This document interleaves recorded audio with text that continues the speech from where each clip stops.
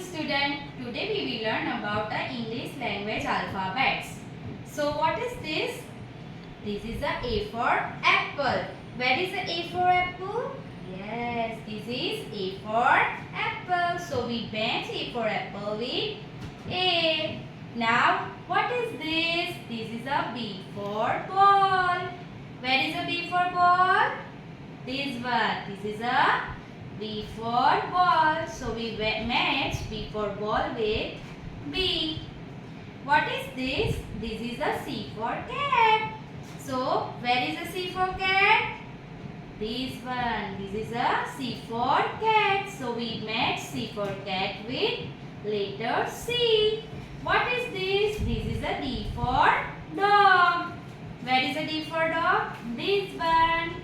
We match D for dog with D.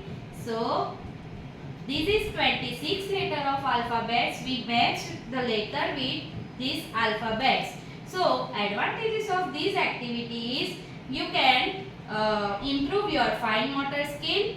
You can able to understand the alphabet letter, and you improve your hand-eye coordination.